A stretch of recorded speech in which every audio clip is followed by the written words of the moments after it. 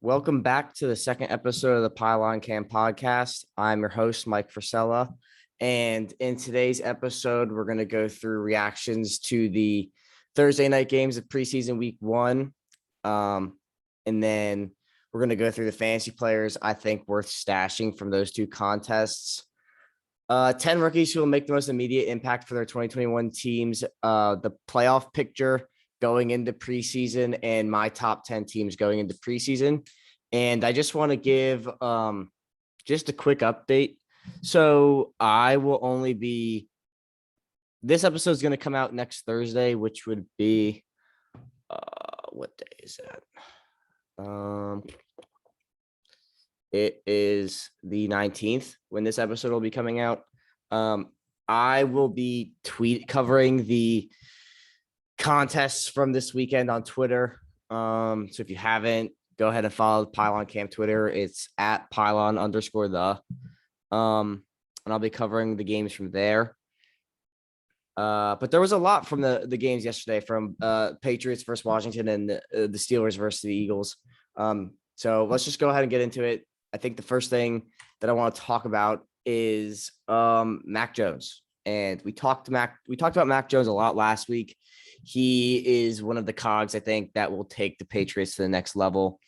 But he looked really good. He looked really confident out there.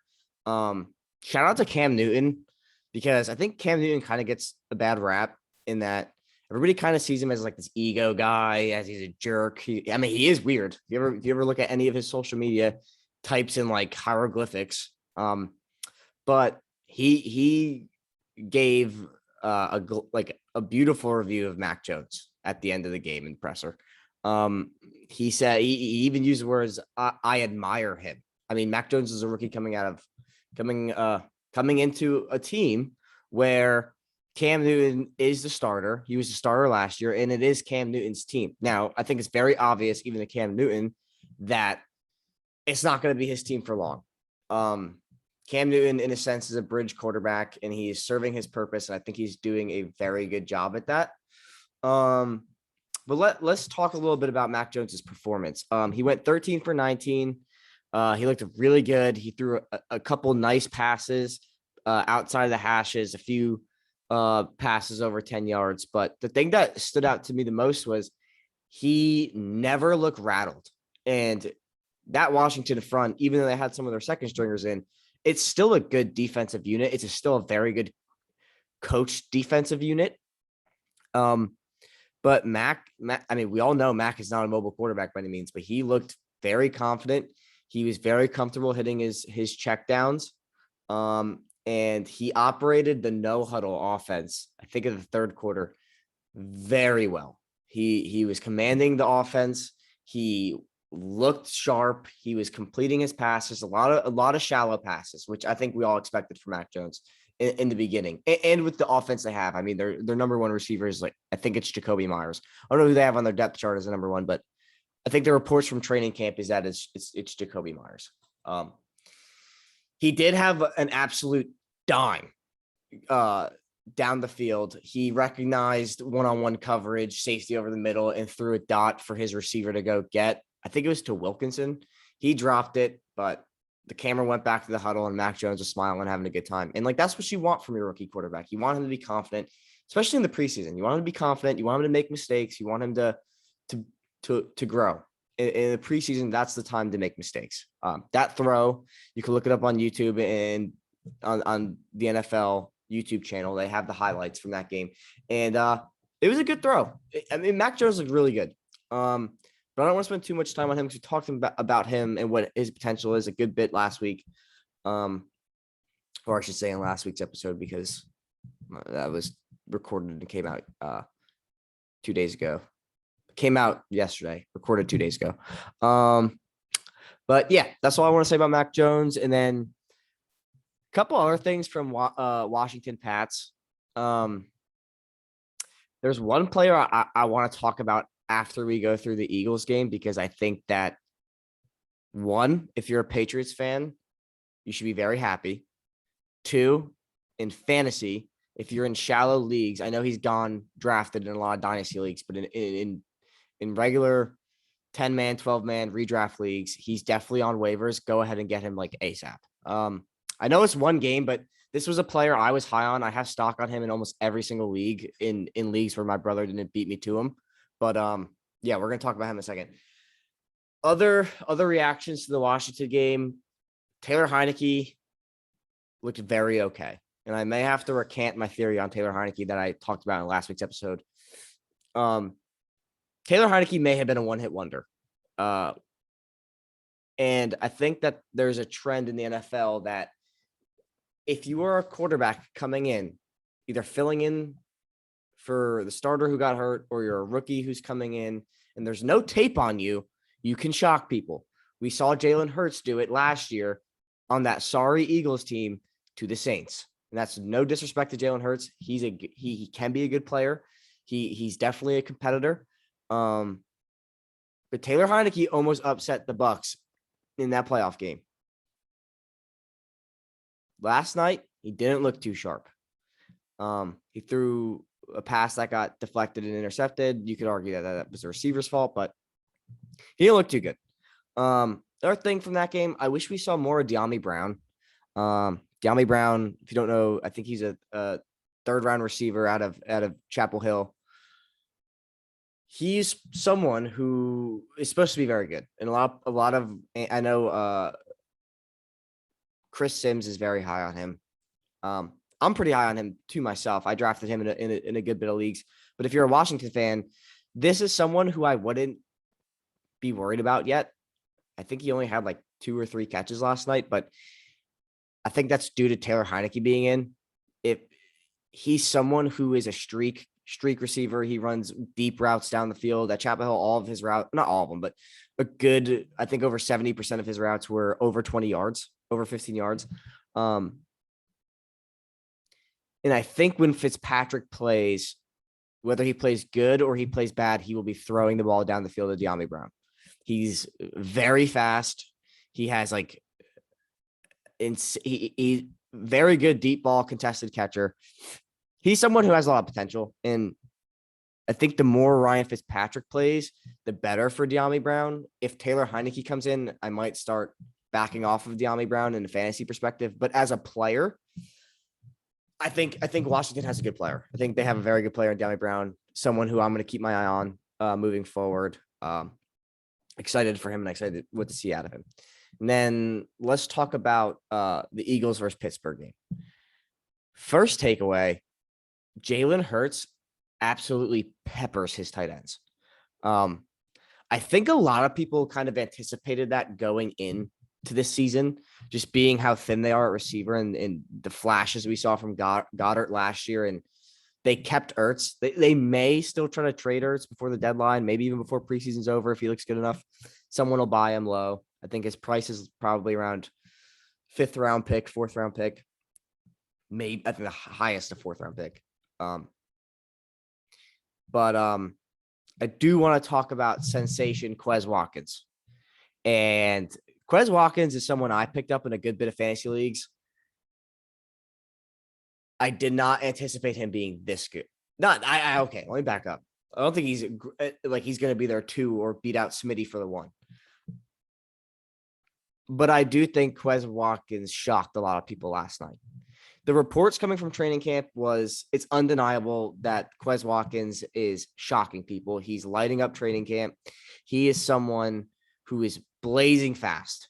He has it looked like, I don't know what the actual statistics are or the clock, the speed clock is on him, but he looks like he runs like Henry Ruggs. We saw the screen pass from Joe Flacco to him that he took to the house. And if Jalen Hurts didn't overthrow him in the end zone, he would have had 2 touchdowns, one being 99 yards. He had 6 steps on the D-back, and the route could have been ran better in Hurts' defense. He kind of did get pushed into the hashes on the sideline. But if Jalen Hurts hits him, that's a 99-yard touchdown. And I think when you pair him with Smitty and then you put either him or Jalen Reagor in the slot, I know Jalen Reagor is getting a lot of slot work, so they might put Watkins in the Y. Still interested in to see how they're going to use what's his name? He popped off. He was a big waiver wire pickup for like a day last season. Forgetting his name, but I think they're going to put Rager in the slot, and then I think they're going to put Watkins in the Y and Smitty. Smitty will move. I think Devontae Smith will be in the X, the Y, and the slot wherever they need him. He moved a lot. He moved around a lot in Alabama. But that's someone who I think everybody, especially Eagles fans, you should be excited about. Quez Watkins. You should be buying Quez Watkins in fantasy. He looked good last night. He almost had 2 touchdowns. He would have led both contests in receiving yards and touchdowns if Jalen Hurts hit him. I think he did anyway, but he definitely for sure would have if he caught that 99-yard touchdown that Jalen Hurts overthrew him on. Pittsburgh was like whatever. I think we saw a lot of what we needed to see from Pittsburgh in the Hall of Fame game. Najee Harris didn't play at all. He only had 2 carries for 10 yards.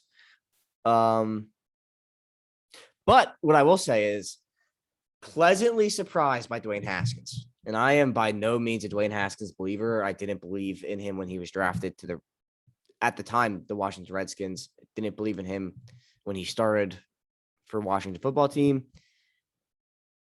But he looked good last night. Maybe there was a reality check for him that I just realized my head isn't in the thing. It might be in the recording, but if you're watching on YouTube. But Dwayne Haskins, there might have been a reality check for him coming, being let go by Washington last season after being a first-round pick. I think he was the first-round pick to be let go that early into his career ever, being that he was drafted, I think, top 15, maybe just outside. I forget off the top of my head. But he threw for 161 yards and a touchdown with no picks. I think he had a very good completion percentage. I got to go back and look. But he looked sharp. And that's someone who, like I said last week, I root for all these players. I don't wish ill intent on any of these players. But I am someone who, especially in fantasy, one of the biggest things I factor in is character concerns. And definitely when I'm looking at players that I want to see drafted to my favorite team that I will leave anonymous for now,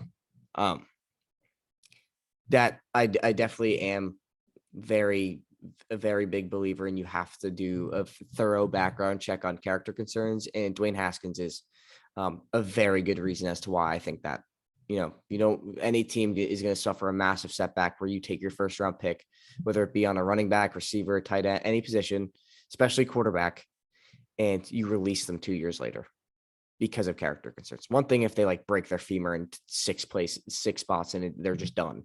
But when it's something avoidable like character concerns, I think that's something you got to look out for pretty often and pretty thoroughly. But we talked about Mac Jones. I think that he looked good. Again, I think he looked really good. Said everything I need to say about him. Excited to see what he has in the future. And it seemed like, and I was watching a good bit of people talk about this morning, New England fans were pumped when he came out. He got a standing ovation. Love to see that. And he definitely backed it up. He played really well. I don't think he had a chunk of yards for 13 completions. I think he was still under 100 yards with 13 completions. But had Wilkinson caught that touchdown, he would have probably broke 100 yards on 14 completions in 20 attempts. Or no, 19 attempts still. But now I want to talk about the player who I am very happy with how they performed, I have so much stock in him, and in multiple leagues, redraft leagues, dynasty leagues, I use a 3rd round pick on him. And that player is Ramondre Stevenson. This is someone who there is a stat out there somewhere. I actually don't know if it's like a stat, but I saw it on one of those Instagram accounts, that the ideal running back, if they did I don't know if it's a study. I wouldn't really call it a study, but they looked at all of the top producing, most efficient running backs, and the ideal size was 5'10", 215. Ramondre Stevenson is 6 foot, 230. Now you could say that 230 is a little bit concerning considering he's 15 pounds over what's desired. especially at 6 foot. That's really, really, I'm going to say thick, but I don't want to use the word thick. I think dense is a better word. But he's someone, he was tied for first in both contests last night in carries at 10. It was really interesting that no team let their running backs go over 10 carries, no matter who they were. Roger Stevenson was he's a fourth round pick out of Oklahoma. And he exploded last night. He was the most productive running back. He had 12.7 yards per carry, 127 yards, and 2 touchdowns. Why I had so much stock in him going into this season with how run heavy New England is, as it is, I expected someone with his stature to definitely steal away goal line touches from Damian Harris, who's their starting running back out of Alabama. But after last night, he definitely will see goal line touches. His first touchdown was, I think, at the 2-yard line.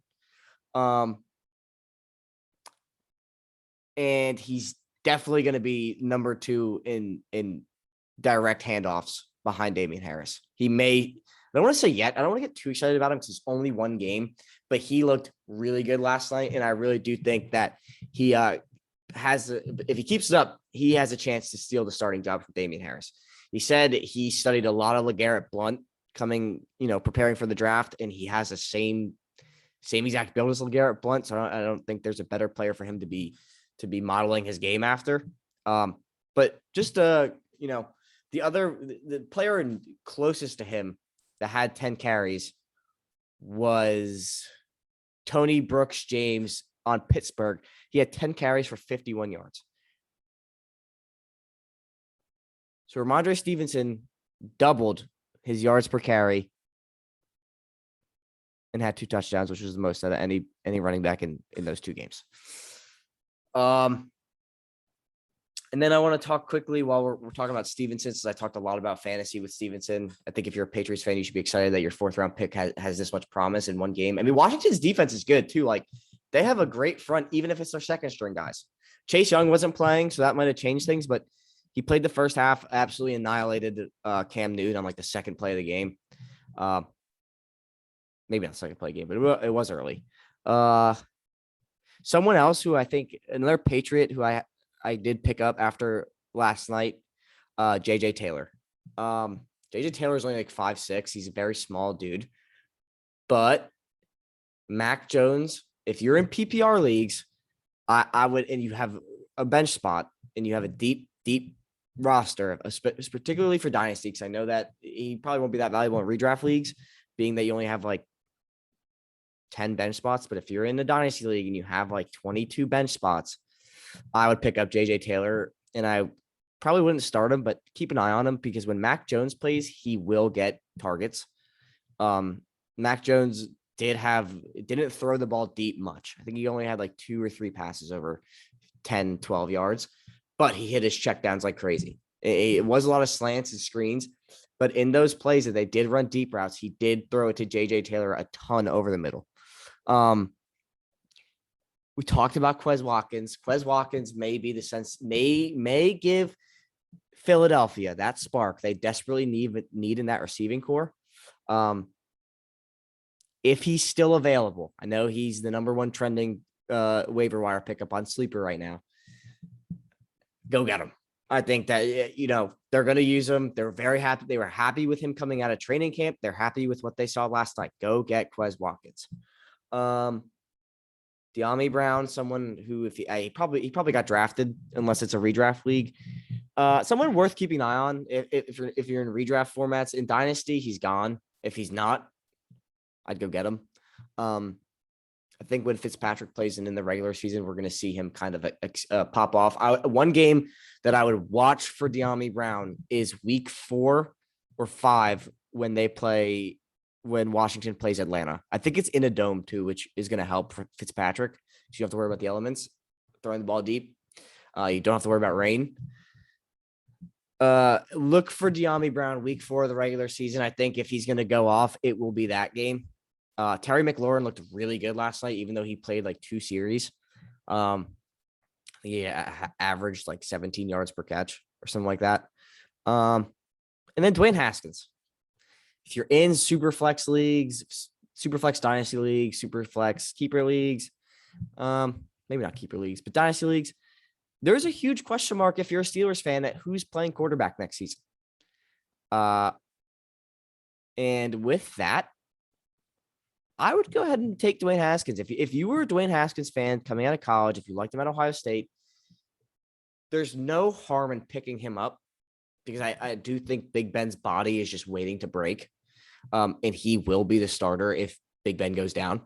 And he didn't look bad. So not someone I'm high on, not someone I'm picking up, just because I've had my doubts about him coming out of the college. He may have had a change of heart, being let go by Washington. But if you like him, I'd pick him up and stash him. No harm in that. You can always drop him if you don't like him. Next thing I want to talk about is not fantasy player stash. 10 rookies I think that are going to have an immediate impact on their team. And I just want to give a disclaimer. I try to keep quarterbacks off this list because that should go without saying. Like, you draft a quarterback to make an impact.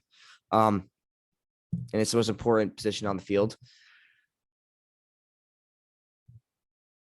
I think there's two players. One, I'm leaving the quarterbacks off the list. The two players that I also did leave off the list because we talked a good bit about them last week.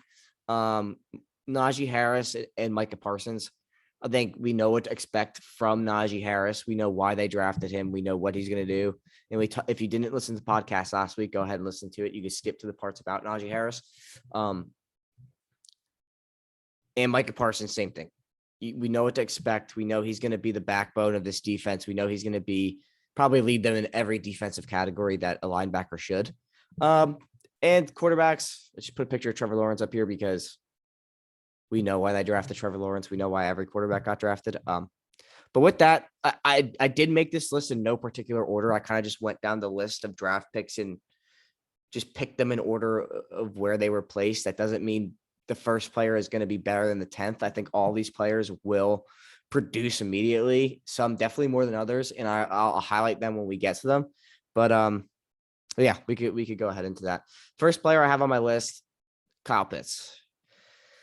Tight end, 4th overall pick out of Florida, drafted to the Atlanta Falcons. Kyle Pitts is someone I was very high on back in September when they played Ole Miss. I think his stat line was like 9 catches, over 200 yards, and 3 touchdowns. I mean, that to me put him on my radar. And one team that, I was saying that a lot of teams should look at him early on in the draft, even teams that are picking between 1 to 5. And that's where he landed. He did erupt onto people's mock draft boards. He did explode into the draft universe, into the NFL draft conversation pretty quickly after that Ole Miss game.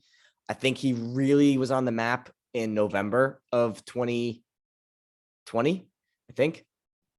Yeah, 2020. But I just want to say this about Kyle Pitts. Austin Hooper came into Atlanta and was like a top 3 fantasy tight end. And fantasy doesn't always correlate to production in real life games. Or let me back up. If you're a good fantasy player, it doesn't mean your team is going to be good. And it doesn't really mean that you're that good of a player. It could be your situation. Like, for instance, DeAndre Swift is probably going to explode in fantasy this year because that Lions team is going to throw the ball like 5 times a game.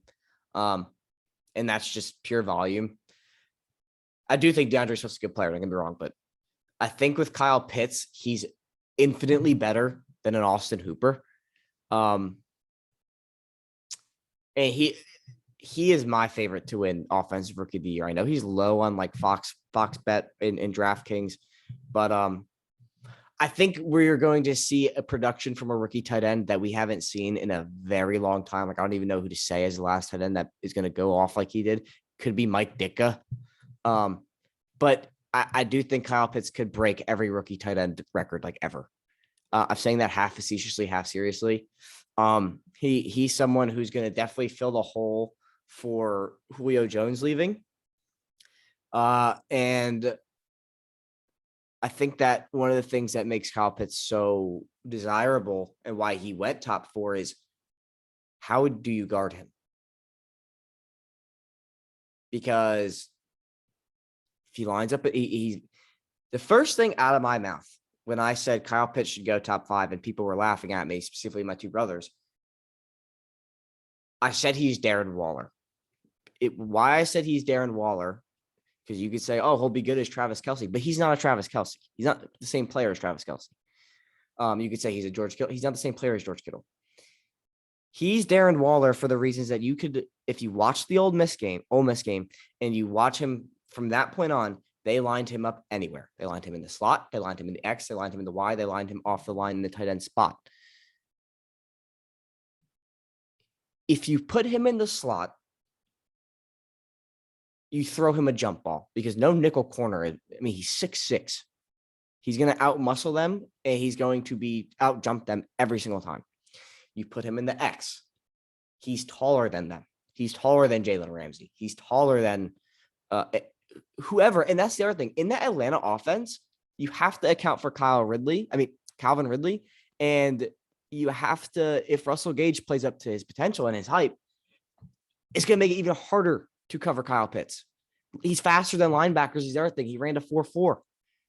He's just a mismatch nightmare. And I know this has been said all summer, but these are things as to why, like, if I had to pick the player to have the best stats on this list by the end of the season, the favorite I have right now going into preseason is Kyle Pitts. And then that's enough about Kyle Pitts. I think let's go to the next player. And this is a player that I told my buddies when we were watching the draft party that they were kind of placing bets on who's going to go where and which team is going to take who. And I told them, and I kind of wish I put a bet on this because this was my thought process about a month and a half before the draft when I was watching a lot of mock draft stuff on YouTube and watching YouTube channels like Bengal and he has a very good YouTube channel. So if you're ever interested in draft, or he plays a lot of Madden, if you like Madden, go check him out. This is a player that he has as number 1 receiver in the draft. I don't agree with that, but for fantasy purposes and for their scheme, I do think that this kid is going to explode in the fantasy universe. And I did have him going to this team no matter who is available on the board because of their quarterback situation. I even had them taking him over Jamar Chase if Jamar Chase was available. That player is Jalen Waddle out of Alabama, 6th overall pick to the Miami Dolphins. His player comp is Tyreek Hill. I don't know if I agree with that, but he definitely has the speed. I think he ran like a 4.2. His route tree, he can run anything. He's a deep threat. He's a speedster like Tyreek Hill. He's a burner. He'll burn you off the line. And he's surprisingly very strong for how tall he is. He's not that tall. He's under 6 foot. I don't know the exact height, but he's under 6 feet. He could do everything. And why I had him going to Miami, even if Jamar Chase was available, is because he is the perfect player for a Tua Tagovailoa. And what I mean by that is Tua's arm can definitely improve. But what we saw out of him last season was he struggled to throw the deep ball. And why I like Jalen Waddle so much is Jalen Waddle is the type of player where you give it to him in space or on a slant, and like Tyreek Hill, he's just gone if you blink. And I think that that's a spark that Miami team desperately needs. They don't have the best running backs. I had them taking Travis Etienne or Javonte Williams in the second round. We saw Travis Etienne go to the Jaguars in the first, and Javonte Williams was gone by the time they had their second pick. However, this is someone who I think Tua has chemistry with him. They play together at Alabama, but this is someone I think that in PPR formats, he is going to explode. And that Miami team does not have the best running backs. Myles Gaskins is more than serviceable. I think he's a very good running back. He's not in that elite category by any means, but he produces in real life and he produces in fantasy. But now he doesn't have to see the volume he did because Devontae Parker is going to be freed up and Jalen Waddle will be there, and they have Will Fuller. And I'm not a huge Will Fuller fan. I do not doubt his talent. He's a very talented wide receiver. But he's just never on the field. He's either hurt or he's suspended. I know last year's his first suspension, but you got to be on the field. You got to be able to play through injuries. You got to be able to keep your head on straight and not get kicked off the field for PEDs. But this is someone I'm very high on. I think Jalen Waddle is going to be a phenomenal wide receiver. I think the Miami Dolphins is a perfect fit for him to produce early in fantasy. I think it's a perfect fit for him in real life. I think that he's going to provide that spark that Miami offense desperately needs. Their defense is phenomenal. When I was doing my research for this, I think that Miami probably had the best draft out of all 32 teams. Every pick they made was the best player for their needs. And I really could have had 3 Miami picks on this list, but I only did 2 because we'll talk about it when we get there. But the next player I have, Rashawn Slater, offensive tackle, 13th overall pick to the Los Angeles Chargers out of Northwestern. This is Justin Herbert's new best friend. And we live in a universe where there is a likely chance we could see a Washington football team Chargers Super Bowl in the next few years. There is no doubting that Chase Young is the new defensive sensation in the NFL. I don't think he's on that Aaron Donald level. Could he be as an edge? I mean, he's averaging 1 sack per quarter in preseason. But he was absolutely dominated by Chase Young in 2019. There's videos of it on YouTube. He was absolutely dominated by Slater in 2019. There's videos of it in YouTube, on YouTube. And Rashawn Slater is such a good offensive line prospect. People had him ranked as the number 1 tackle and the number 1 guard coming out of this draft class. There were multiple teams that I had taking him that were not the Chargers because I didn't think he'd make it to the Chargers. I think he's going to be a phenomenal fit for the Chargers. I'm very happy they got him. I'm very happy to see what what he's going to allow Justin Herbert to do. He already makes that offensive line better than 32nd, which is what they were ranked last year, according to PFF. But he's a plug and play anywhere they need on the offensive line. He could play guard. He could play tackle. And I think he's also an exceptional center. I don't think he's as good as he is a guard or tackle, but I had the Bengals taking him. I think he would have been a great fit for the Bengals, but they chose to take Jamar Chase. And if you didn't watch last week's episode, you know why I think that Jamar Chase was not the best pick for the Bengals.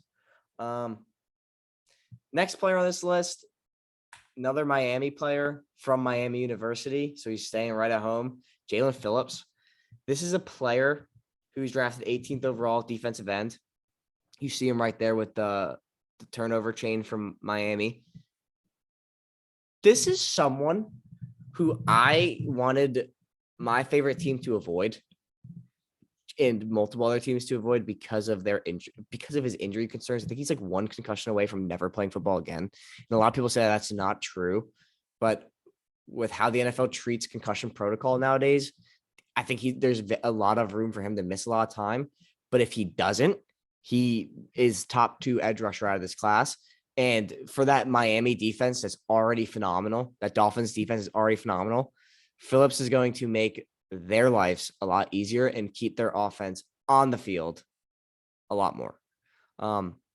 They have Xavier Howard covering whoever's lined up in the middle. They have a good they drafted a safety. I forget who.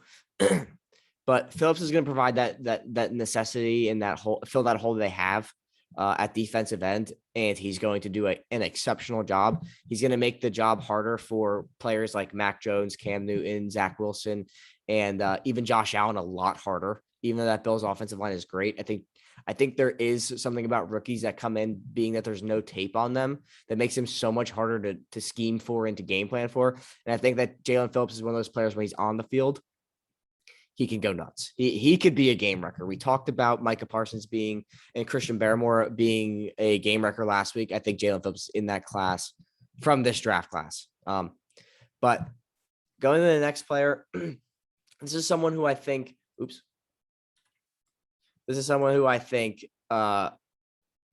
can be fill a very, very big hole that this team's offense has, and he could do it right away. A lot of people had him in the top 3 conversation for wide receivers. I don't agree with that, but I do think he's a very talented wide receiver. He will be very good. He will be a very dominant player if he's on the field, and that is Rashad Bateman out of Minnesota, the 27th overall pick to the Baltimore Ravens. He's a player who, the Ravens struggle to throw the ball, and it's because they don't have a player like Bateman on the field. Bateman is that alpha X receiver. He's blazing fast.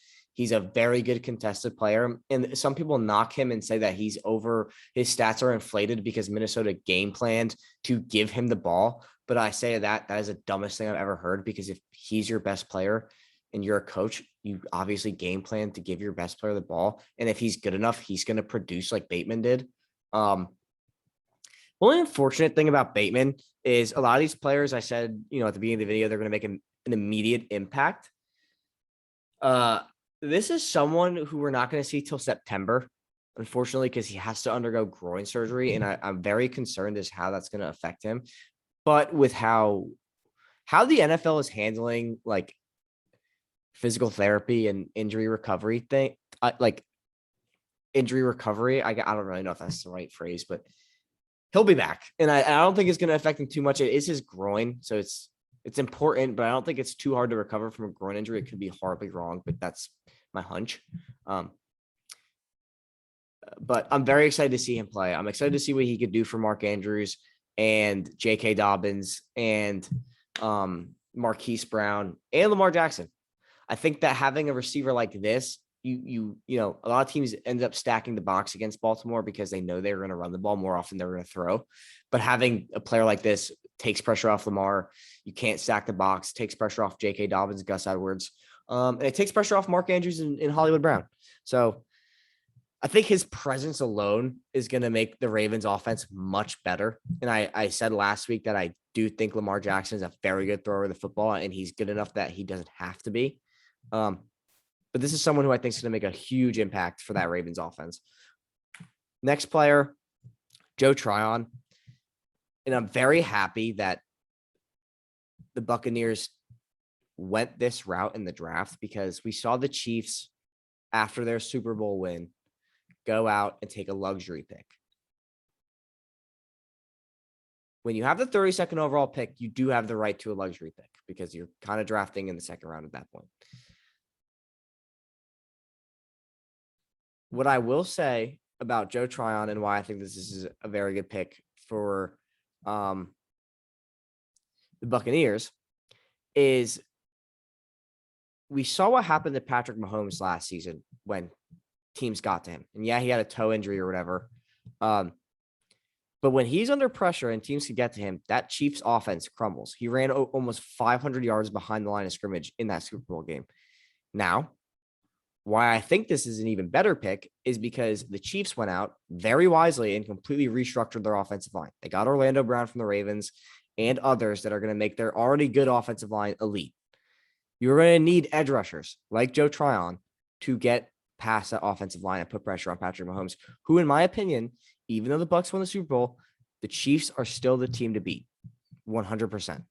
They have the best player in football, second or first best player in football, because I think Aaron Donald needs to be in that conversation. But in Patrick Mahomes. And Patrick Mahomes, we all know, can do spectacular things and do things that defy physics and all that good stuff. But this kid, according to training camp reports, is lighting it up. He looks phenomenal. He looks like exactly how he was advertised out of Washington. He is going to make all of the superstars the Bucs have on defense job that much easier, which is scary because their defense is already top 3, in my opinion. But next player I want to go talk about is someone who I think is going to make their rookie quarterback's job a ton easier as well, like Jalen Waddle and Rashad Bateman. Oh, excuse me, not Rashad Bateman, but like Jalen Waddle. This is a kid who, very similar to Waddle, he's that, jitterbug receiver. You just need to get the ball in his hands, and he will make things happen. and that is Elijah Moore, the 34th pick from the New York Jets out of Ole Miss. I think that this kid, all the training camp reports point to him being a stud. A.J. Brown is on the record as saying that he is putting, I don't know if he's definitely putting money down. I don't know if it's as much as he said he was going to, but he is on the record saying he would put all of his game checks on Elijah Moore to win Rookie of the Year. Odell Beckham also said that he thinks Elijah Moore is going to be a problem. We talked last week about my concerns with the Jets offense. However, this is someone Zach Wilson could hit on a slant or a comeback, and he will do the rest. He just needs to stay healthy, and he just needs the ball in his hands, and he will make plays. Concern with him is I think if he gets – well, they're already in like a very – I think in my opinion, the AFC East is the best defensive division in football, especially for rookie quarterbacks to come into. But he is someone that will make Zach Wilson's life a lot easier because he doesn't have – they could scheme to get Elijah Moore the ball without throwing it. He could take it off a jet sweep, take wide receiver screens. He just needs the ball in his hands. This is someone who I'm very high in fantasy later on in the summer. I think especially for PPR formats because of how often he's going to get the ball, being that his routes are probably going to be shallow to intermediate range. But I think he's going to be a stud, and everybody should be either drafting stock on Elijah Moore in fantasy, or if you're a Jets fan, you should be very happy about this pick. The next player is someone who is on a team that I think their QB situation is very meh. They're going to need to be a run-first offense, in my opinion, if they want to win games. They have absolute studs on the perimeter and in the tight end spot. And you're thinking, well, then if they have all that, why do they need to run the ball? It's because of their QB talent. And that's Javonte Williams, 35th overall pick to the Denver Broncos out of North Carolina, running back. I think that why he's going to make that why he's going to elevate that Broncos offense to the next level is because he, combined with Melvin Gordon, allows the Broncos to run the ball way more often than they did last year because of Melvin Gordon is kind of fragile. No disrespect to Melvin Gordon either. I think he's a great player. He was very good on the Chargers, but injuries allowed for the rise of Austin Eckler. And I kind of think the same thing could happen with Javonte Williams. He's 5'9", 225, that perfect running back size, as we talked about earlier. I was high on Javonte Williams as a prospect. I think, in my opinion, he is at least the number 2 running back coming out of this class. But I did expect him to take all the goal line reps away from Melvin Gordon immediately because of how he runs the football and how physical he is. I think that if Drew Lock plays quarterback, it'll be way easier for Javonte Williams to get into space because they won't be able to stack the box because they have receivers like Jerry Jeudy, Cortland Sutton coming back from injury, Noah Fant, and KJ Hamler, who apparently looks like he's the fastest player in the NFL, according to reports. But I think that Javonte Williams, expect him to be on the map. I mean, I think he's going to light up preseason too if he plays, but expect him to be on the map week 3 versus the Jets. I think that Jets defensive front is bad, but I think that they're going to run all over them, especially if Teddy Bridgewater plays, because Teddy Bridgewater is a game manager and he's not going to sling nearly as much as Drew Lock will. But Teddy Bridgewater is someone who has great chemistry with Jerry Jeudy.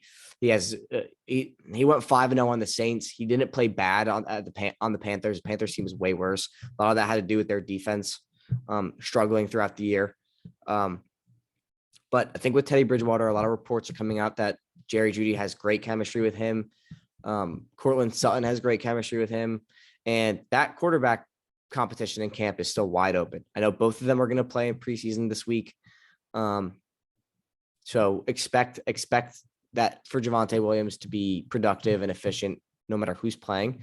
I think that's why I have him on this list, because aside from his talent, they're just going to scheme to get him the ball because they're not going to throw it as much. Because what I want to say about Drew Lock and Jerry Jeudy did lead the league in drops last year, but that is a very good issue for your rookie receiver to have. And before you say that, that's the stupidest thing you've ever heard. Here's why. He was separating, I think, in the top 10 of all wide receivers in the NFL. And if you could separate and your routes are that good, all you have to do is stand in front of a jugs machine for like 8 hours and you will learn to catch the ball. He will learn to catch it at whatever angle they need him to. And if he could keep separating, they will eventually get a quarterback. I wish they took Justin Fields to put the ball on him. And if they could do that, Javonte Williams and Melvin Gordon's job will be way easier. That's all I want to say about this pick. The next pick, I think, is someone who is going to help everybody on his offense.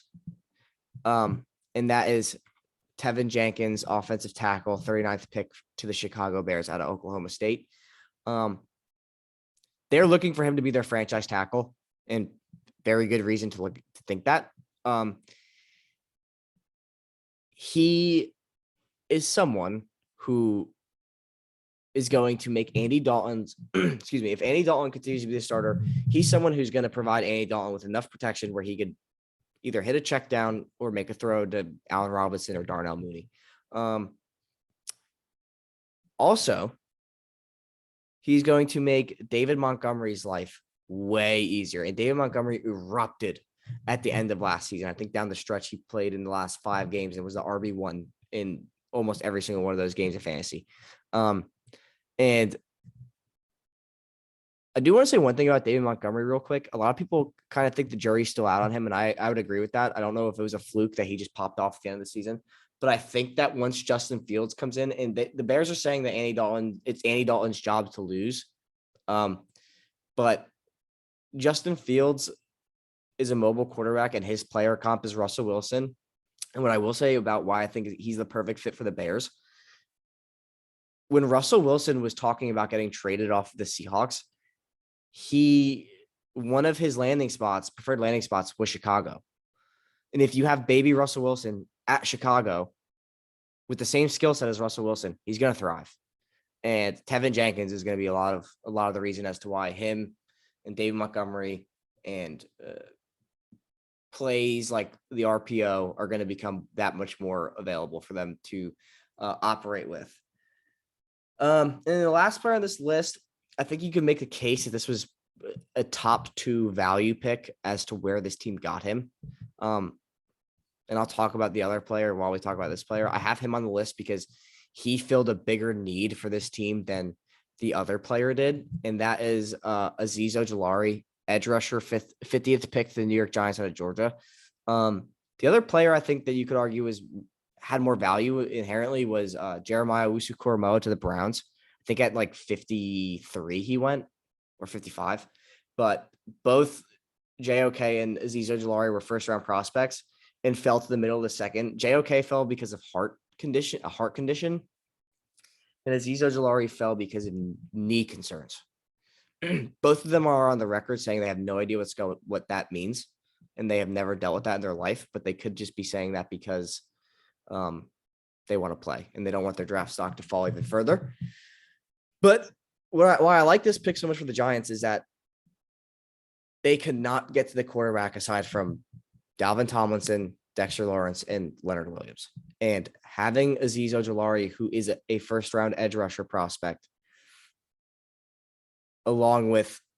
combined him with Patrick Graham, who took that Giants defense from like bottom of the barrel to 9th overall, he's going to make Dexter Lawrence, O'Shane Ximines, and Leonard Williams' job a lot easier. He's going to take so much pressure off them. He's going to force quarterbacks into them off the edge. I think Patrick Graham is a perfect defensive coordinator for a player like this because Azeez Ojulari is a defensive end who could drop back into coverage.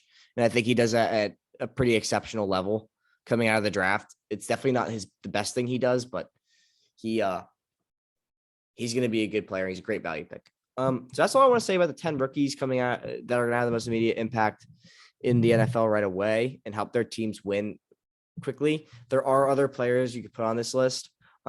These were just the first 10 that I was looking at that stood out to me in terms of providing the most value to their team, filling in the largest gaps that each team had. But just quickly, I want to talk about this next week. I'll probably release in the next, this will be next week's episode. So that's why I keep getting confused. I'm recording it on Friday after the Washington game, because I'm going away to celebrate my anniversary this weekend. And then I'm flying back home to New Jersey until Thursday, which is, I probably try to record an episode on Tuesday or Wednesday. So I'm recording this pretty early on. But in the next episode, so 2 Thursdays from now, we're going to talk about schedule breakdowns and where I have projected records in division, projected records for the division standings. We're going to talk through right now. But I will release in that episode. I want to do my first official power rankings during the preseason, and then after the preseason, I want to release another updated power ranking list. And I'm going to try to do that every week. We probably won't always talk about it in the podcast episodes, but I will talk about teams that make the biggest jump each week, and probably go through my top 10 at some point, either every week or every other week if there's a big change. But so I just want to start with the AFC. So the playoff picture I have for the AFC as it is, it's kind of getting more. I'm kind of getting more flexible with it because there are adjustments I do think that I'll make. I also have these. I think the first 4, my first seeds 1 through 4 are pretty set in stone. But 5 through 7 can definitely change. But those are the 1 seed being the Chiefs, Bills, Browns, Colts, Chargers, Dolphins, Ravens. And to go through that, I think that the Chiefs, like I mentioned before when I was talking about Joe Tryon, they're definitely still the team to beat in the NFL. They're still the best roster, best offense, because Patrick Mahomes will always make that offense top 10, at least. And they got better. They made it to the Super Bowl the past 2 years. They made it to the AFC Championship the year before that. They're 1-1 in the Super Bowl, and you could probably anticipate them going back or getting close to Super Bowl this year. It's gonna be very hard to go to the Super Bowl 3 times. But they got better, and they addressed their biggest need, which is the offensive line. And I'm someone who will go on the record as saying that football is not won by one quarterback, no matter who your quarterback is. I think it makes your life and your team's success rate much higher. But football, as we literally witnessed in the Super Bowl last year, is definitely one in the trenches. You need a stout offensive line, and you need a phenomenal defensive front, because if you get to the quarterback, you cut the head off the snake, so to speak, of the offense. And if you could protect your quarterback or give your quarterback time, you give him time to progress, go through his progressions, make his throws accurately, and run the football, which is arguably being able to run the football, I think, is the most important thing in football for clock management, which is super important to win games. We literally could go back to 2018, and if Atlanta managed the clock differently, they win that Super Bowl, but they didn't, for reasons unknown. And I think that the Chiefs just addressed their biggest weakness, which is the offensive line. And what that's going to do is make people who are already condemning Clyde Edwards-Helaire as a bust. And I think that's very stupid. I think that he played very well and played 6 games hurt. But before he was hurt, he was very productive. And they are already reports coming out that they're trying to scheme him better into the pass catching game. And if they have players like Orlando Brown and other players that they signed that make that offensive line top 5, they're going to be better at run blocking, which is going to make Clyde Edwards-Helaire a job a lot easier. So they can run the ball and they can protect Patrick Mahomes from that teams like Washington and Tampa. There's a good chance they go back to the Super Bowl. because I think Washington will be they play them this year. Washington might be the biggest test for that offensive line.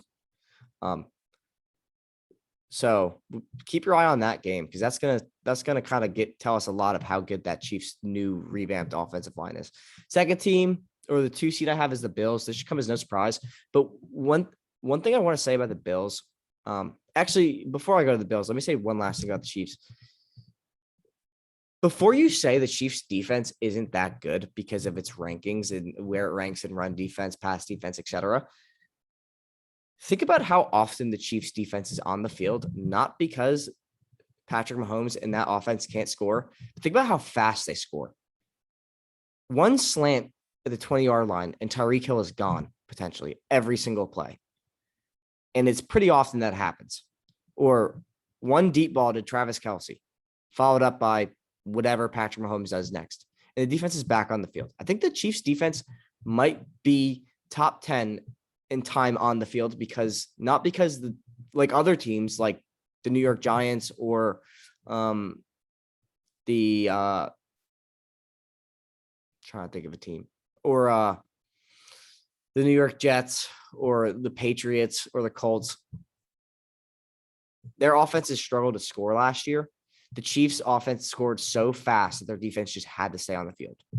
So just take those defensive rankings for the Chiefs with a grain of salt, because one of my buddies pointed that out to me, and I think it's a very good point that I should make. Going into the Bills, I don't want to talk about all these teams too in depth, but I think that the Bills are kind of like if the Kansas City Chiefs were Coca-Cola, I think the Buffalo Bills are Pepsi, in that they're both the same drink and they're both the same team.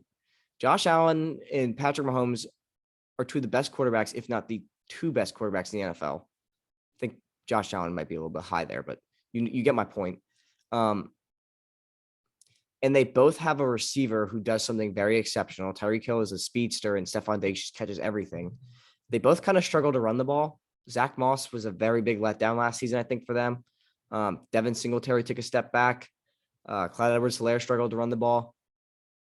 Le'Veon Bell was on the team. Okay. So I think the same team. I think if they play each other, it could be anybody's game on any given day. I think Patrick Mahomes definitely has the edge over Josh Allen. But yeah, I think the Bills definitely are the 2 seed. They definitely win their division. I don't think it's close. I think the 2 teams that could get closest to them are the Patriots and the Dolphins. I don't have the Dolphins over the Patriots, but still a lot to see with both of those teams. Then going into the AFC North, I think the team to beat is the Browns, and we talked about them a little bit last episode. But the Browns are just so talented. And I'll use this analogy again if it's your first time listening. If you ever played on a sports team that you know the year before you made a deep playoff run, or you went to the championship and you're coming off a championship season, you could come into the next season and play the worst game ever, and you could still win because of how talented your roster is. It is the same exact thing for the Browns. And I think I made a mistake last season saying they have the smallest room for error. They have the largest room for error, because if they make mistakes, it doesn't really matter that much because they're so talented everywhere. I think the next closest team would be the Ravens, but I think that Browns team is just so sound, and I think Kevin Stefanski is a better coach than John Harbaugh, that the Browns will just be better. The Ravens could be my 6 or 7 seed. I think the Ravens definitely, you could flip them and the Dolphins. It doesn't really matter. You could even flip them with the Chargers. But I think the AFC, the 3 seed definitely goes to the Browns. I think they're going to win their division. And then with the AFC South, this is a division where I'm kind of like, I think everybody needs to chill out on the Titans, because the Titans could go out, similar to the Cowboys, Titans could go out and score 35 points every single week, but they're not stopping anybody from scoring. But I do think they easily have the best offense in that division. I am excited, but I do have the Colts winning that division because I think their defense is good enough to stop the Titans, and the Colts offense is definitely better, way better than the Titans defense. And those are the two real competitors I have in that division for the playoffs. I think that you have a lot of people are very scared about Carson Wentz playing well. And I think that the Eagles franchise absolutely slaughtered him. There were reports, they were leaking that he's a bad locker room guy, which I've only heard before that year that Carson Wentz is a great human being. Everybody loves him. And there are also reports that their owner and GM were coming down into practice and telling them which plays to run. So I was very upset with Doug Peterson for the tank job last year. I think that's just very disrespectful to sports. But if it wasn't his fault and it was kind of orchestrated from the top, then I have to give an apology to Doug Peterson. But I think they had a lot to do with Carson Wentz's demise, and he's also back with his offensive coordinator Frank Reich, who had him in MVP caliber form. And I think that Carson Wentz is very excited to be a Colt and be in Indianapolis and be back with Frank Reich.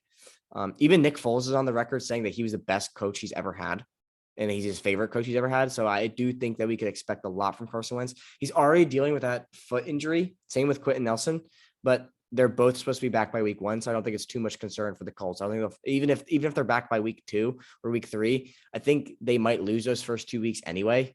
But by week 3, I think they should be at full force, and they still have Jonathan Taylor, who's an absolute stud.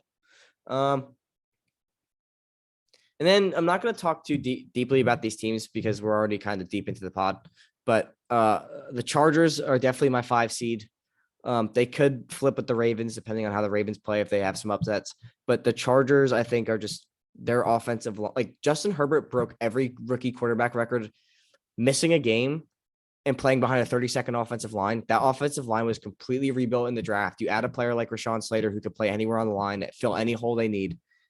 And their offensive line is probably top at least 14, 12 in that range. And you have a player like Austin Eckler, who is a great pass catching back, a great runner of the football. I don't like him. I don't like him in fantasy. I never have. It's nothing against him. It's actually nothing even against his production. I just don't like him. And there's no real reason as to why. But he's a very talented player. He is a very productive pass catching running back. And they added Larry Roundtree, who seems to be their short distance bruiser running back, which I really liked in the draft. Then you have the Ravens at 7, the Dolphins at 6 and the Ravens at 7. The Dolphins are just in a tough division. It's not a knock against the Dolphins. I think Tua does take a step this year, but I have my doubts and I have my concerns. And then the Ravens just have to play.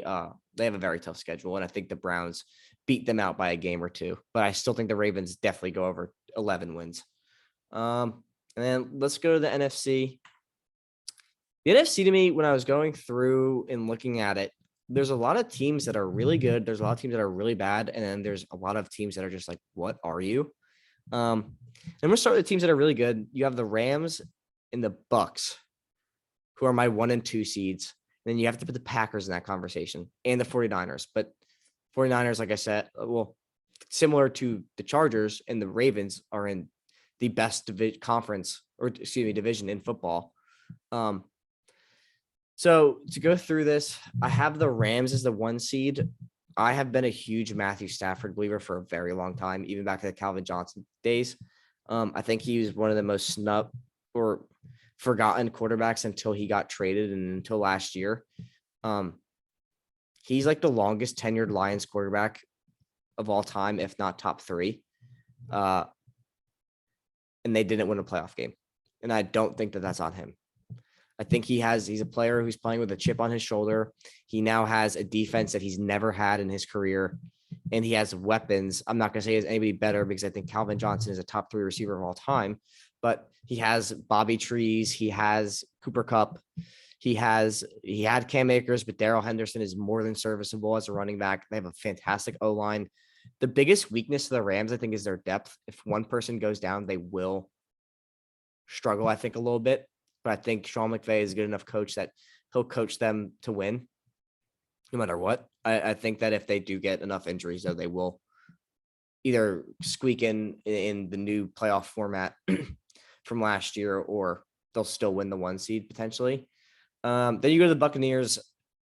I think they are on par with the Buccaneers, and I probably should have them as my 1 seed, and we're going to actually make that change live now. So the Buccaneers are my new 1 seed. The Rams are my new 2 seed. Just because the Rams have to play in the hardest division in football, and the Buccaneers have a much easier division to win. So, I mean, we're not going to talk much about the Buccaneers. They won the Super Bowl. They got better. They got everybody back. All 32 stars are back. 22 stars, 32 stars are back, whatever it is. And they're going to keep rolling. Tom Brady is the GOAT. No questions at quarterback. They'll be all right. And then the Packers. I think the Packers are still the best team in the NFC North. They, in my opinion, will regress, but I think the regression is going to be good enough to win the division. The Bears and Lions are no threat. Their biggest threat is the Minnesota Vikings, but I have no confidence in Kirk Cousins in big games. And Aaron Rodgers is so good that he's been masking the Packers' issues for years. I mean, on the field issues, he is an off the field issue, but on the field, he's done more than cover up all of their weaknesses, and he does it very well. Then in the NFC East, I have the Giants winning the division. If you missed last week's pod, go back and you can hear my whole in-depth explanation as to why. If you remove Daniel Jones from that team, they're still a phenomenal team, and their additions make them that much better. And I think I would put more faith in Daniel Jones, despite just off the eye test, than Ryan Fitzpatrick. I think that there's a lot of flashes Daniel Jones had, and I think that a lot of the stats against him last year were kind of skewed. Don't get me wrong, a lot of the turnovers were his fault, but the numbers should have been way lower. Wayne Gallman botched a bunch of handoffs. Evan Ingram botched a few tosses, and that's like 4 fumbles that go against him. I think he only had 10 or 9 fumbles, 10 or 8 fumbles.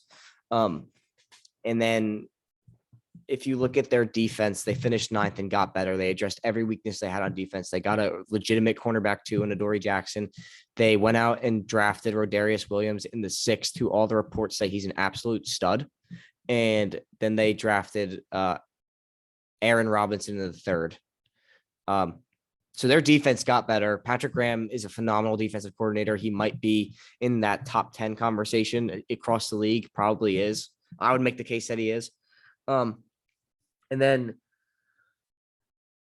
I think that going down 5, 6, 7, I should say that the Giants are the most well-balanced team in that NFC East division. I think they're right there with Washington. But Ryan Fitzpatrick scares me. And I was listening to Andre Johnson talk about him today, saying that you just never know what you're going to get for him. And he was his teammate when they were on the Texans. And that scares me, because that Washington team is good enough where they just need a game manager and they'll make the playoffs. Their offense is good enough where you could just give it to Terry McLaurin or Antonio Gibson or Curtis Samuel and they'll make the playoffs. But if you're turning the ball over like Ryan Fitzpatrick does in streaks, there are weeks where he just continues to do it, they're not going to make the playoffs.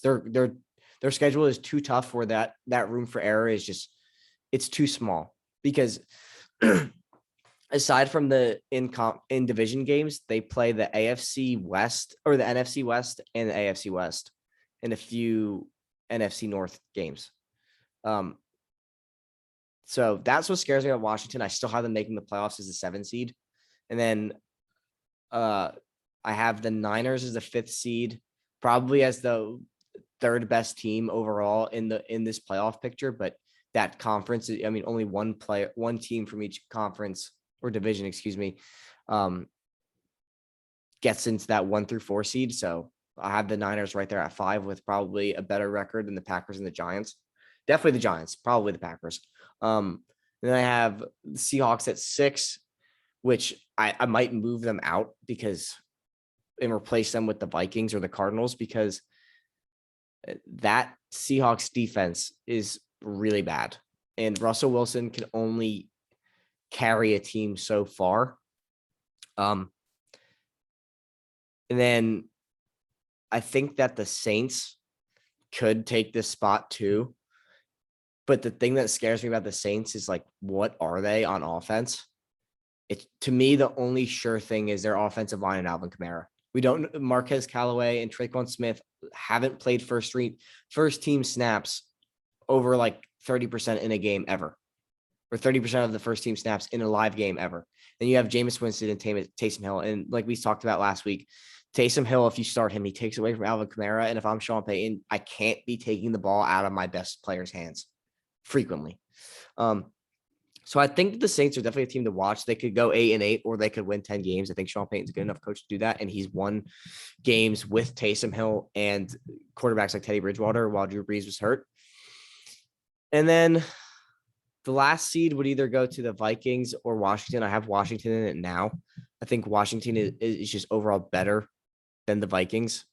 I would take Kirk Cousins over Ryan Fitzpatrick, but that defense and that offense has more talent than the Vikings defense and offense. So I'd put them there, but that could flop because Ryan Fitzpatrick can, like we talked about, go on streaks where he just turns the ball over and over again, week in and week out. And then he could throw 5 touchdowns for 4 weeks straight. But at that point, it might be too late.